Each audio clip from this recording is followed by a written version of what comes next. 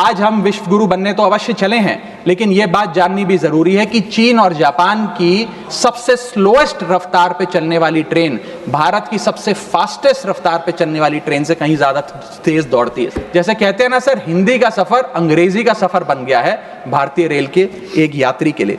कई रूट्स पर आलू की बोरियों की भांति लोगों को ठूसा जा रहा है, और अगर शौचालय में भी, ट्रेन के टॉयलेट में भी सीट मिल जाए तो आदमी अपने आप को सौभाग्यशाली समझता है। सर, जहां भेड़ बकरियों की तरह भोले भाले लोगों को ट्रेन में ठूसा जा रहा है, पूरी टिकट लेकर सुविधा के नाम पे सिर्फ धक्का दिया जा रहा है, और सर हमारे देश के भोले भाले आम आदमी इसको अपनी किस्मत समझकर स्वीकार कर लेते हैं। और सर, अगर प्लेटफॉर्म पे भूख लग जाए तो आपको पानी वाली चाय, गंदे तेल में तले समोसे और छोले भटूरे अवश्य मिल जाएंगे। और इसी के साथ साथ अगर आपने IRCTC का खाना बुक किया हो और रेल विभाग आपको खाना दे, तो जब वेज थाली आप मंगाएंगे तो उसमें आपको कॉम्प्लीमेंट्री मच्छर, कॉकरोच और कीड़े मकोड़े भी नसीब हो सकते हैं। जब आप वेज थाली ऑर्डर करेंगे और ये आपको नसीब नहीं होंगे तो सूखी रोटी, कच्चे चावल और पानी जैसी दाल तो अवश्य मिलेगी। अजब गजब चल रहा है रेल का खेल, हमेशा गाड़ी लेट तो कहीं ब्रेक फेल। महंगी टिकट के बाद भी सीट मिलने की आस नहीं, सुरक्षित पहुंच जाएं इस बात पर विश्वास नहीं।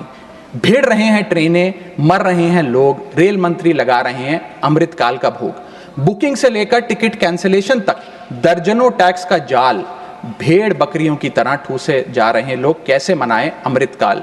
बेरोजगारों के देश में हो रही है बुलेट ट्रेन की बात, सरकार कैसे समझेगी आम आदमी के मन के जज्बात। रेल मंत्री को रेल नहीं रील पसंद है, टिकट के नाम पर मनमाना बिल पसंद है। खाना मांगने पर मिलता है कॉकरोच, छिपकली और मच्छर। इतना बदहाल हो चुका है हमारी लाइफलाइन का स्ट्रक्चर। आखिर कैसे सुधरेगी व्यवस्था, कैसे बदलेंगे हालात, सरकार समझने को तैयार नहीं आम आदमी के जज्बात। सर, भारतीय रेल जो भारत की लाइफलाइन कहलाई जाती थी, आज उसकी स्थिति ऐसी है कि अगर मजबूरी ना हो तो शायद कोई यात्री रेल की ओर देखना भी ना चाहे।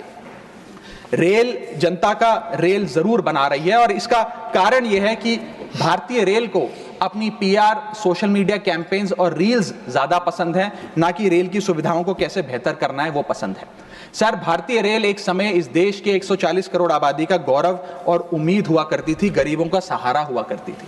लेकिन आज मैं बताना चाहता हूं कि भारतीय रेल की वो स्थिति है जो शायद ही पूरे सब कॉन्टिनेंट के तमाम रेलवे से अगर आप कंपेयर करें तो बद से बदतर होती जा रही है। सर, जितनी आबादी ऑस्ट्रेलिया की है, स्विट्जरलैंड की है, डेनमार्क की है, स्वीडन की और अन्य देशों की है, उससे ज्यादा लोग भारतीय रेल में रोज सफर करते हैं। सर, इतना महत्व है भारत की रेलवे का। लेकिन कई बड़ी चिंताएं आज भारत के एक आम रेल यात्री को सता रही हैं, जो मैं चाहूंगा इस बजटरी एलोकेशन के माध्यम से वित्त मंत्री जी और रेल मंत्री जी इसे एड्रेस करें।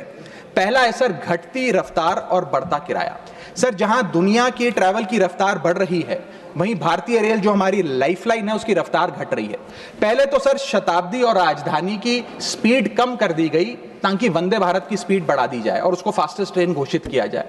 लेकिन अब जून 2024 की रिपोर्ट बताती है कि वंदे भारत की भी स्पीड को कम कर दिया गया है। बताया जा रहा है कि हमारे रेल ट्रैक्स उतने पर्याप्त नहीं है कि इतनी तेज रफ्तार पे वंदे भारत भाग सके। सर, आज हम विश्व गुरु बनने तो अवश्य चले हैं, लेकिन यह बात जाननी भी जरूरी है कि चीन और जापान की सबसे स्लोएस्ट रफ्तार पे चलने वाली ट्रेन भारत की सबसे फास्टेस्ट रफ्तार पे चलने वाली ट्रेन से कहीं ज्यादा तेज दौड़ती है। सर, और अगर रेल धीमी होगी तो देश की इकोनॉमी, देश की अर्थव्यवस्था का चक्का धीमा चलेगा। और किराए की तो सर क्या ही बात करें, जिस वंदे भारत का प्रचार रेल मंत्री जी करते थकते नहीं हैं, आज उस वंदे भारत का किराया इतना है कि गरीब आदमी छोड़िए, आम आदमी भी उसे अफोर्ड नहीं कर पा रहा। सर, वित्तीय वर्ष 2013-14 में एवरेज फेयर पर पैसेंजर पर किलोमीटर 32 पैसे हुआ करता था। 2021-22 वित्तीय वर्ष में ये 107% बढ़ के 66 पैसा हो गया है। सर, इतने रेल के किराए में इजाफा देखा गया है। हवाई चप्पल वालों को हवाई यात्रा कराने का वादा सर था सर, लेकिन हवाई चप्पल पहनने वालों को इतना निचोड़ दिया कि शायद अब वो रेल यात्रा के भी लायक नहीं रहे। सर, दूसरी समस्या है, बुरी हालात है थर्ड AC और सेकंड AC के।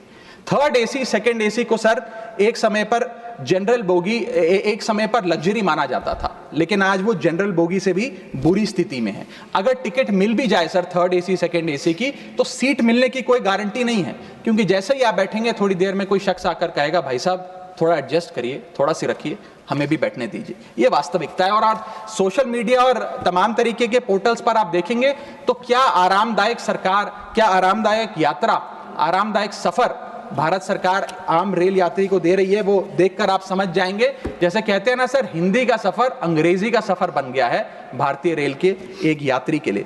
कई रूट्स पर आलू की बोरियों की भांति लोगों को ठूसा जा रहा है, और अगर शौचालय में भी, ट्रेन के टॉयलेट में भी सीट मिल जाए तो आदमी अपने आप को सौभाग्यशाली समझता है। सर, जहां भेड़ बकरियों की तरह भोले भाले लोगों को ट्रेन में ठूसा जा रहा है, पूरी टिकट लेकर सुविधा के नाम पे सिर्फ धक्का दिया जा रहा है, और सर हमारे देश के भोले भाले आम आदमी इसको अपनी किस्मत समझकर स्वीकार कर लेते हैं। सर, पहले तो रेल की टिकट मिलती नहीं, अगर मिल भी जाए, आपने अगर 2, 2.5, 3 महीने पहले टिकट बुक कराई हो, टिकट कंफर्म हो जाए तो सीट मिलने की कोई गारंटी नहीं।